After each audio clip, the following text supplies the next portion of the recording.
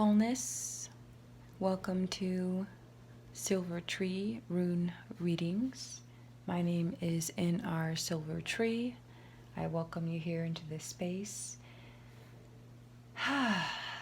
Today is the last day of the new moon energy. It is the closure of the new moon portal.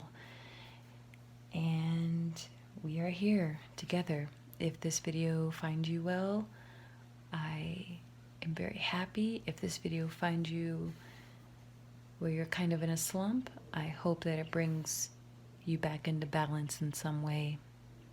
Please, before we go into this, I want to say that I thank you for listening. And, you know, I only, with all my heart, would like you to take what resonates. I'm no means telling you the, your past, present, or future. If you are interested in a personal free reading, meaning of no charge, I will not charge you 1 cent of your hard-earned money. If you are interested in a personal reading with me, I have just opened my website, www.silvertreesounds.com. Please visit my website, send me an email, or you can message me below, or you can connect with me via Instagram, and I can set up, we can set up and schedule a meeting for your own personal Silvertree rune reading. Okay? So again, thank you so much for listening, and here we go. So this is the rune I pulled. Now, I meditated for about 15 minutes prior, and I've been guided to incorporate automatic writing with this practice. So that means it's kind of like a flow writing, and it comes from, I believe, my personal knowing, it comes from higher aspects of yourself, from the subconscious mind, from the collective, on what needs to be brought up, what needs to be unearthed, if you will. And I wasn't really expecting this. I didn't get any visuals at all. However, in the middle of my meditation, I got this very overwhelming feeling of pure anxiety, and that I needed to really talk about the emotional and psychological turmoil that many of us in the human collective are personally experiencing, as well as a collective, or collectively experiencing at this time. And then shortly after, I pulled this. Now, this is a very feminine energy. It's water fire energy. Okay? It is in the form of a droplet. All right? Or depending on how you look at it, again, it's a blend of water fire energy and a little earthen energy as well, because there's a seed, and I'm going to touch on several different things, the things that I've, I was guided to write down during my preparation for this reading. Oh, and happy Valentine's Day. So it's very fitting, very emotional, very passionate, very fiery, very just full, this very flowing feminine energy, okay, today, especially on the Western culture holiday, Valentine's Day, okay? So, first thing that I wrote down was, again, talk about emotional and psychological issues and the well-being, how important it is to take care of your psychological, emotional, mental well-being. That water energy that you see here, okay, a droplet within a droplet, right? It's what I got during my meditation. The imprint that I got was just very, very depression, right? We can, at times, we walk around with this exterior but our interior world and reality is incredibly potent with a lot of emotional baggage, okay, that we carry within ourselves.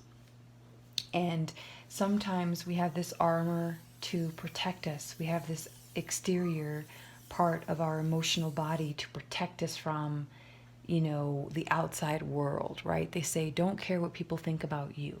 They say, let those words or those thoughts or people's projections slide right off your back. Be tough, right? But always and forever will we have this more sensitive part of ourselves that we try to protect. And sometimes things penetrate through this armor, through the exterior, and it touches in this spot. But when it touches and enters into our most intimate and most sensitive emotional part of ourselves, it gets stuck, just floating around our being. It doesn't leave. It doesn't leave. If you look at this also as a seed, right? The earth energy, okay? A seed within a seed, okay? Sometimes seeds actually have like an exterior, and then the most important part, okay, is inside the seed, right? Sometimes you have to shuck the seed shuck the seed to actually get the actual part of the seed that's important for, planting. Not all the time, but sometimes.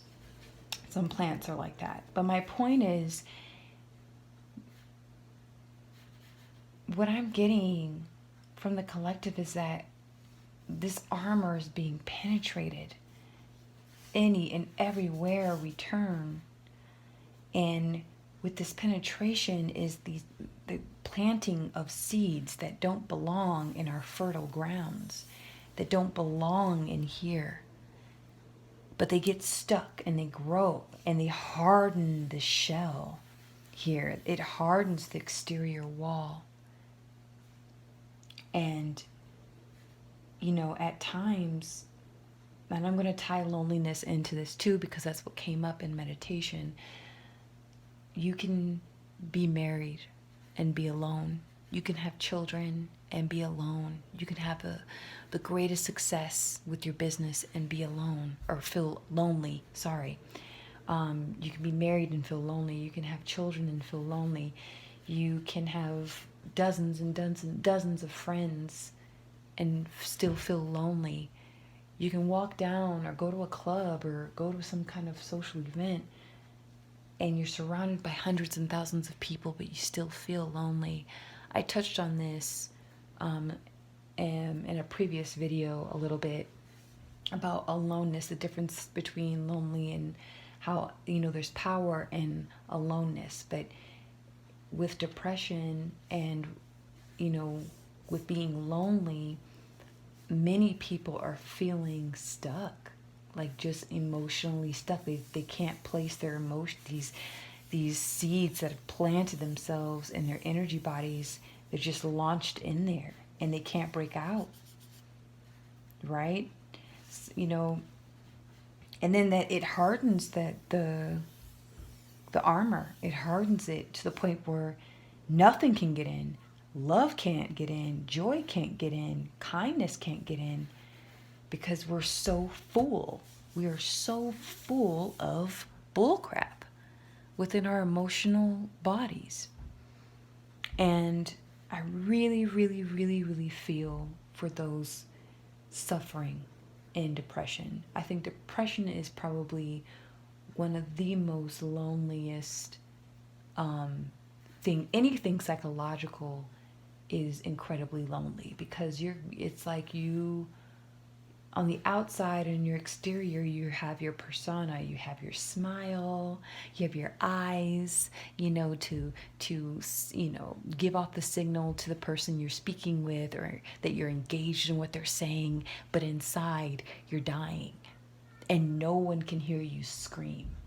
And so that, to me, that type of energy, I personally, I felt a little bit of it the past couple of days, but on the scale of the human collective, it's what I got during my meditation, I heard screaming, like this internal scream of you can't escape and you can't get out. And you can't find a way of releasing this emotional baggage. Like the waters are too much. I'm getting a visual of a man just swimming and swimming in this wide body of water in the middle of a storm, and the waves, he's just so overcome. He's being slammed, wave after wave is just hitting him, and he can't catch a break. Every time he lifts his head up above the water, he's slammed with another wave, and I'm seeing he's struggling so much. So to those of you that are struggling right now, especially if you're isolated, isolation doesn't mean that you're physically alone in a room. It does not. You can be lonely in a crowded room, right? And these thought forms of no one cares about me, no one cares for what I stand for. If I disappeared, I wouldn't matter. Like these type of thoughts that plague us, especially if you don't have family or don't have children, or you're pretty much stuck in one space. It's a little bit harder to distract yourself. You have to, you don't have another human being to stimulate you or to bring you out of a funk. It feels like you're on your own. But at the same time, you can turn loneliness into aloneness, meaning all the oneness.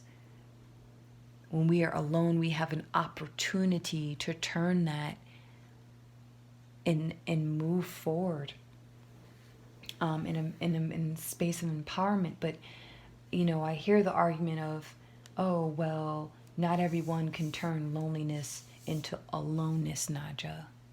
Some of us are stuck there. But you're stuck there because of this shell, because this exterior is hardened to the core. Another thing I wrote down. Let's see here. A heart of armor or wall of steel. So, one little saying I hear a lot, or have heard a lot in the spiritual community, is make sure you have an open heart. Open your heart. Open your heart chakra. Open your heart chakra. Activate your compassion. Activate your heart throne. Sit on your heart throne. Activate it. I mean, these are words I've said before. And I've said to myself, and I said to other people. People have said to me, you have blocks in your heart. Release them. And yes, that's incredibly important. However, there must be a balance. Everything that must have balance. You can't completely if you shut down your heart completely, you cut off intuition, that water energy, and cut off that inner knowing. You cut off the ability to self-reflect. Self-reflection is incredibly important, especially in the time of isolation. If you ever find yourself isolated, I would highly suggest journaling, working on an art piece. You don't have to be the perfect artist or the perfect musician. Create something when you are in this space of isolation, because I kid you not, when you use creative power, and a very dear friend of mine mentioned that he allows the stream of consciousness anytime when he creates music or he creates his art. He allows a stream of consciousness to come through, meaning he lets go of his ego, he lets go of what he thinks the piece should be, and he just lets his hand, or lets his hands move across the instrument, or lets his hand move across the paper. And it's not until after that creative experience can he get a clear reflection of his own emotional state.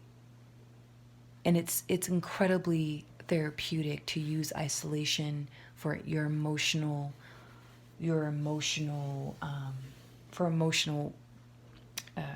release, and reflection. Now, I'm not saying, exercise, these art creative exercises should ever take place of your medication or should ever take place of getting actual therapy or actual professional medical help. If you feel in your heart that you need to talk to, you really need help, you're sinking, you're stuck, like you just, by all means, get the help you need. Get the help you need and reach out. These are just tools that can help you, if you're in the space of, in isolation, and you can use these tools. You can use art to not self-diagnose, but maybe in a way, to just see and check where you're at if you're feeling turmoil, inner turmoil within yourself. But back to the phrase that came up, a heart of armor or wall of steel. And heart of armor, so meaning, when I said like your heart chakra, your heart center should be blasted open, it shouldn't be open to all things.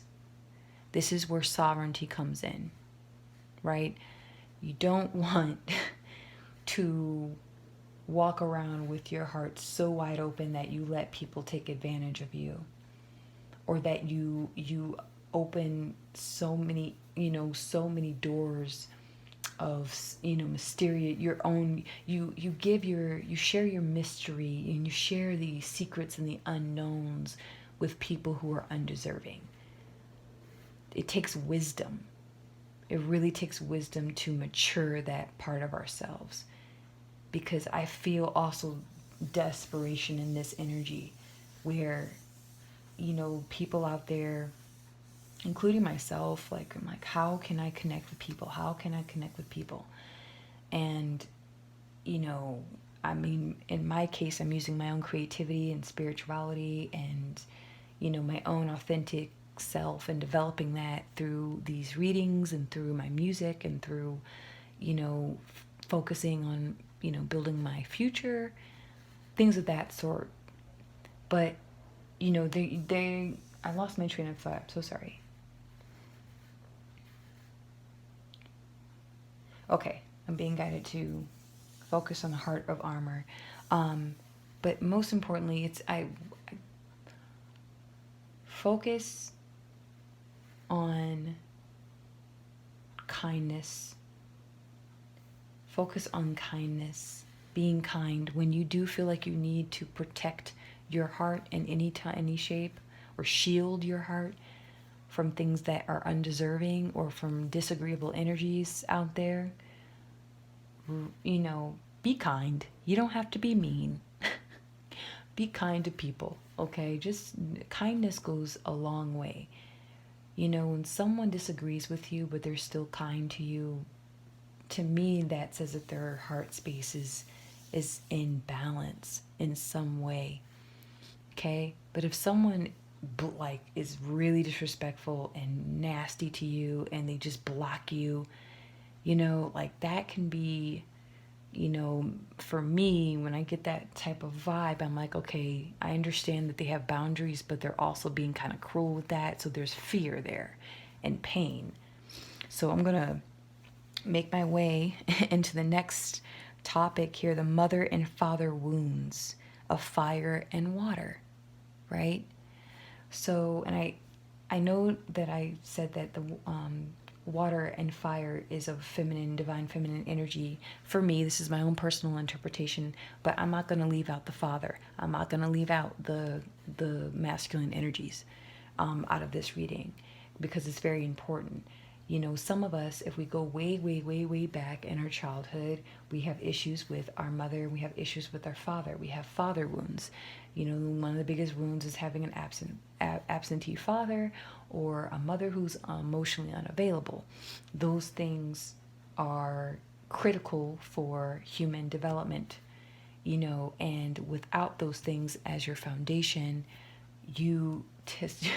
usually you develop a very strong wall of steel. Nothing's getting in there, because you're not, what's very interesting is, I think of a businessman who had, rags to riches story, and no one helped him. Let's just say, mother had drug and alcohol issues, or better yet, mother adopts him. So he has no knowledge of his mother. His father is known but chooses not to be involved in his life. So he has no support. He gets supported by the state. And something within him of being abandoned and being neglected and forgotten, he, within his heart, this little boy finds this inner flame within himself. He's like, you know what? Fine. F him. I'm going to do it my way. My way. No one's going to hurt me. I'm going to do it all by myself. Right? There are people who are like that. Okay? And he does over time. Becomes educated, becomes very strong-willed, a high achiever, overachiever, very clear on what he wants. He doesn't give into temptation with women or with friends or even money. He's smart. He's very intelligent. However, the mother and father wound is there. And the mother and the father wounds will always be triggered by something, because we have memories. We have energy memories within us. And sometimes the memories will never go away. Sometimes we become so obsessed with healing. I need to heal, I need to heal, I need to heal this, I need to heal that, you spend hundreds and thousands of dollars to go to retreat, or you sit in meditation trying to heal this, or they call it shadow work. You get obsessed with shadow work. You overuse these spiritual medicines to try to heal and forget. We want to forget, I think. Not only to forgive and not only to be grateful for the experience and all that, but we sometimes just really want to forgive and to be grateful so that we can just forget it and move on. But that's not how the human mind works. That's not how the subconscious mind works. That's not how it works here. We can rewrite our interpretation of these wounds. And so the wounds or the mother and father wounds of fire and water. When we combine water and fire, it creates that steam, right? It's very moist. You can't really see clearly, but it's there, that energy. Right? It's like, is it water? No. Is it hot? No, it's a little warm. It's a little cool. Right? To me, steam is a very soothing type of energy. When that fire and that water unite, it can be very calming. Think of when you go to a sauna and, sometimes they put some eucalyptus oil, essential oils in there, and peppermint and lavender, and it opens up your pores, and you're just sitting there after a swim, and it feels incredibly amazing. That steam is like just helping you to just, releasing all the toxins.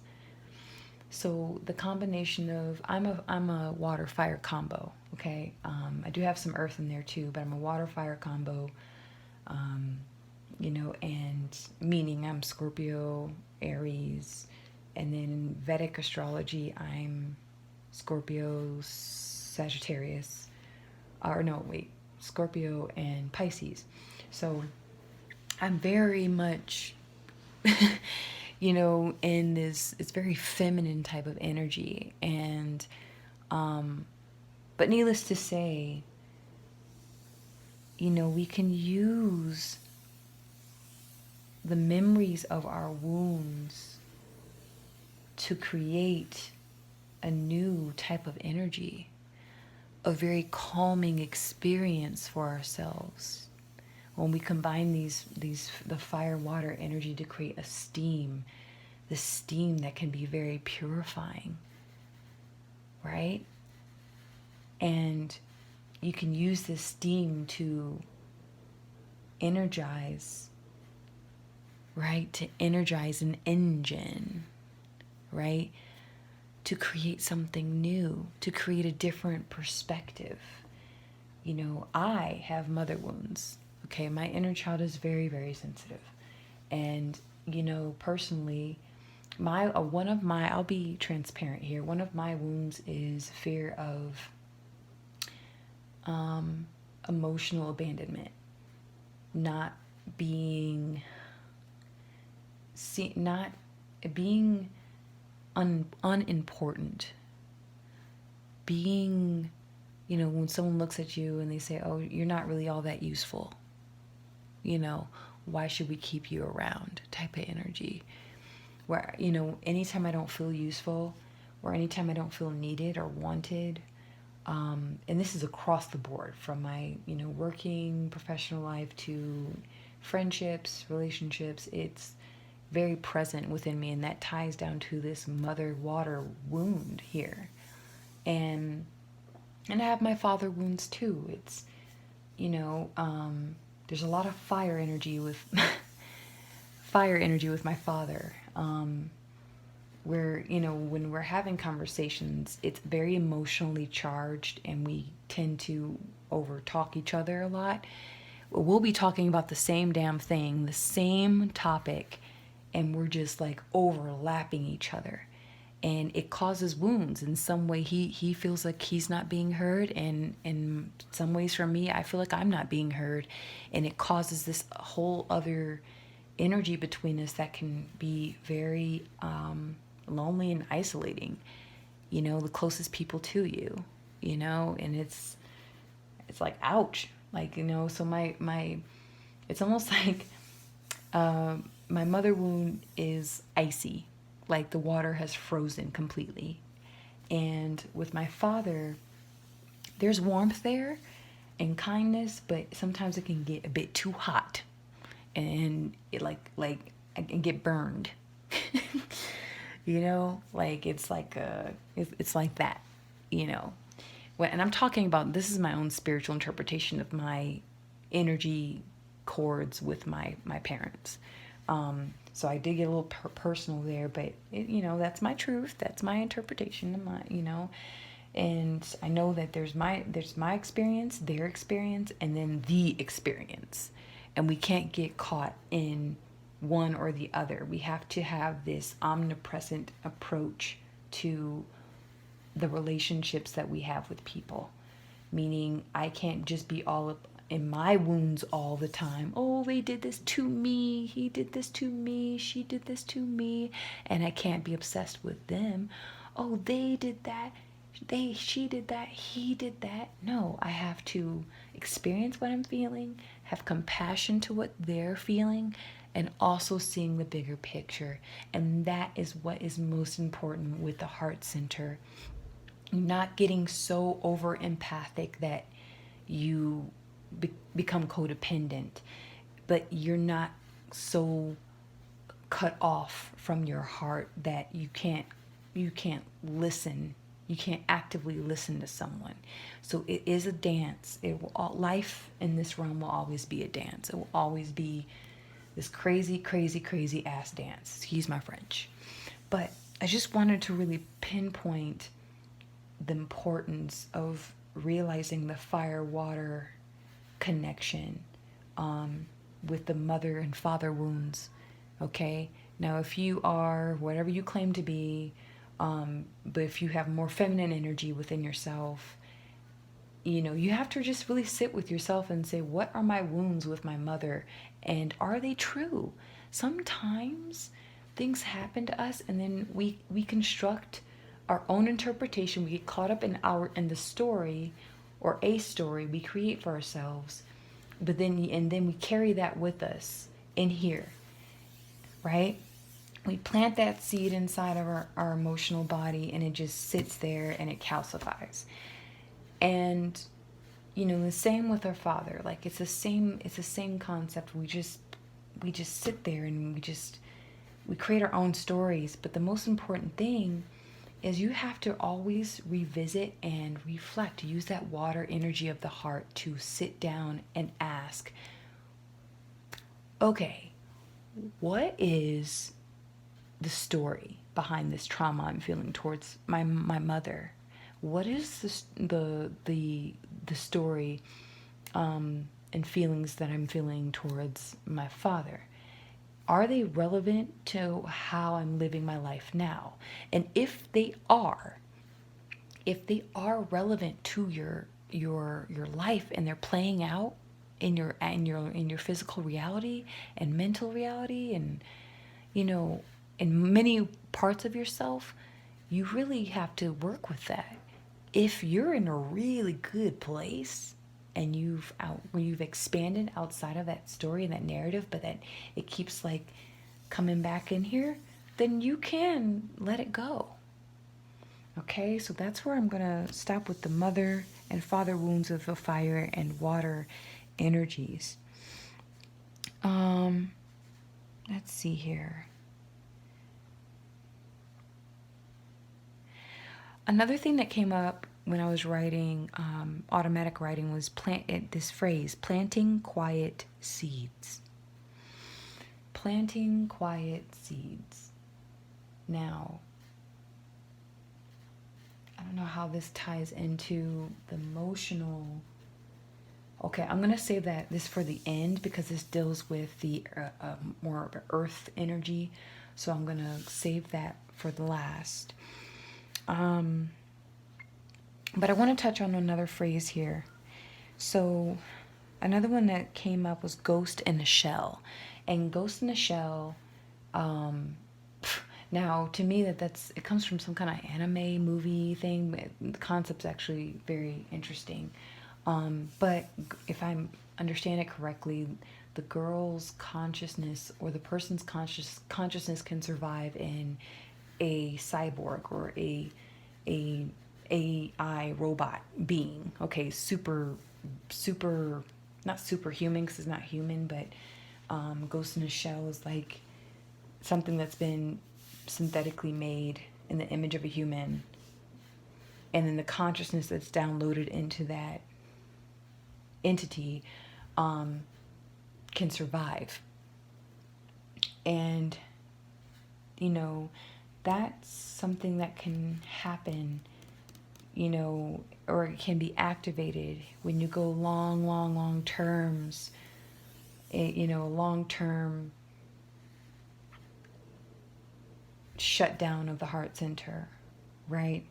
When you have a heart of armor and a wall of steel, you then become a ghost of yourself. The exterior of yourself is just a ghost, a remnants of what you are, because you're so far away from your true essence of the heart. So be very much aware, and show compassion. Have boundaries, but show compassion for those individuals that are in the ghost of a shell, having a ghost of a shell experience. Because most of the time, people who are just a shell of their former selves, they tend to become energy vampires, or they tend to be very, very, what do they call it? Like narcissistic is another group. What's another one? It's like they will do anything and everything to feel something, no matter how much it hurts other people, and because they're just not here. Okay. Okay, so I'm gonna tie into or wrap up the water energy or water fire energy reading in this. And this next phrase that came up was one spark, one droplet. So depending if you need more fire energy, meaning you need a little bit more passion from someone, or a little more va-va-voom in your life, and I'm not talking about sensual, intimate, physical intimacy. I'm talking about just more of a spark, your creative fire, your, that thing that gets you excited, just start doing it. I think that the most important thing that we must remind ourselves is the power of taking action, physical action, not just thinking and feeling and being all up in our feelings all the time, but really becoming a conduit of that thing that you desire to manifest and that thing you desire to experience. Some of us need more water droplets, some of us need, more water. You might be in an environment where anxiety to me is a lot of fire energy. Anxiety is like a second cousin of anger. Anxiety comes about when you don't have the control over something, and so you become a worrywart to the point where it's very, very unhealthy. Like micromanaging every single little second and of every single little physical activity, or just not being able to sleep and your eyes are wide open going through the next day's list or things you didn't do in the day. Like, that's very, very, very unhealthy. And over time, when you have excessive amount of fire, you have inflammation in the body. Okay, you have inflammation in your energy centers. Everything's overactive and you burn out. When you have too much water energy, you can be overly sensitive, very depressed, overwhelmed, just emotionally overwhelmed to the point where you drown in your own sorrows. And that is a real thing, to die of complete sorrow and heartbreak. It's a real thing. Usually, in my own research of that, people have passed away, typically older people, okay, near the end of their human life cycle. If something very traumatic and very sudden happens, usually their life force gives out because it's just too much for them. But usually anyone younger that's like more of a psychotic break or a nervous breakdown. And I have experience working in a psych hospital for 2.5 years. I'm not a psychiatrist, but I have seen quite a bit. And, that really gave me a different perspective when it comes to the power of the mind and the heart, the power of the mind and mental and emotional bodies, and how important it is. And when you have a neurological disorder or something that's beyond your control, how much it can affect you. So those of us that are in isolation that have too much water, bring in a little bit of fire, just a little bit. Eat something spicy. You've been on a vegetarian or vegan diet, get some chili peppers. Make a bowl of chili. If you have too much too much fire, sit in the tub. Just sit in a nice tub full of a bath. Just take a bath. Like, really just physically sit in a tub of water and just relax. Okay? So one droplet, one spark, or one drop, one spark. Be in balance. Sometimes we need a lot of water. Sometimes we need very little. Sometimes we need a lot more flame or fire, more va-va-voom. Sometimes we need very, very, very little to get that thing going. Or to just, sit down. Water is very calming energy. Fire is like movement. So I think I'm going to stop there. The seed earth energy that was coming through, I think I'm going to save that for another day. And, so should I pull one rune? How many runes should I pull? Oh, it's asking for 3. Okay. Here's your most intimate parts of you. Okay. Here is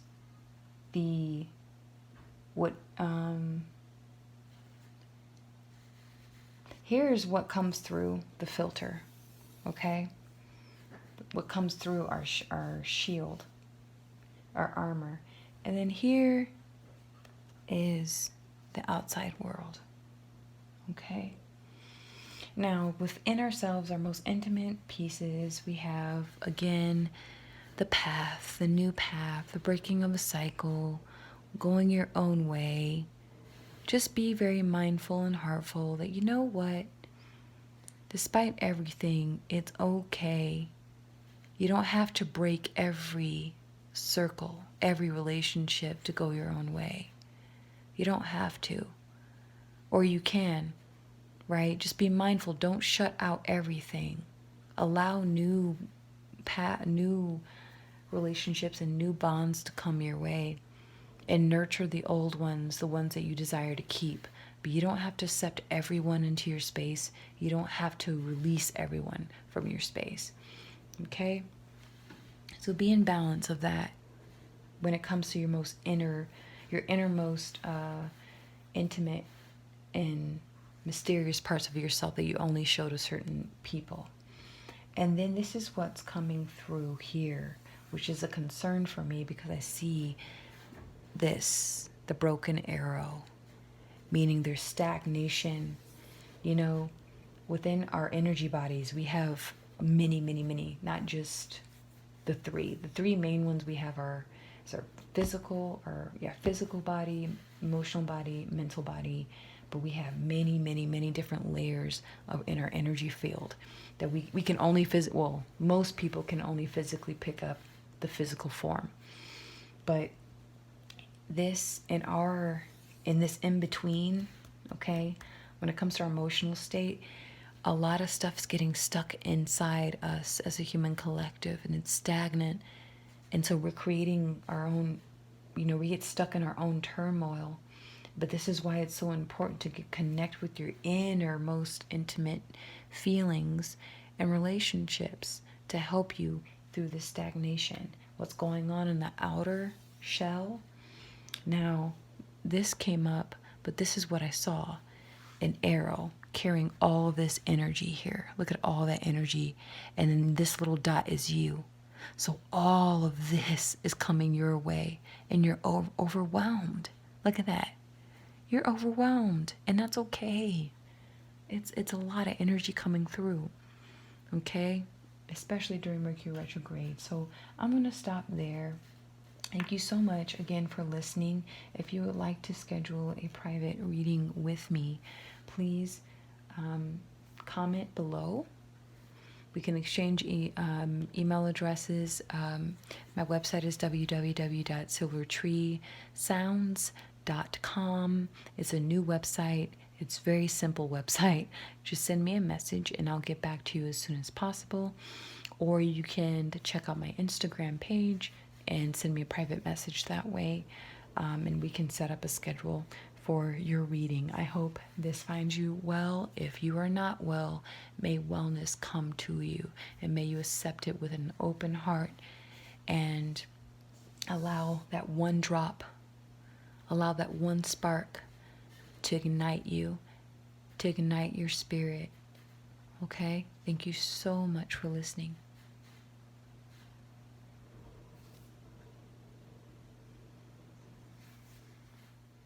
Mm-hmm.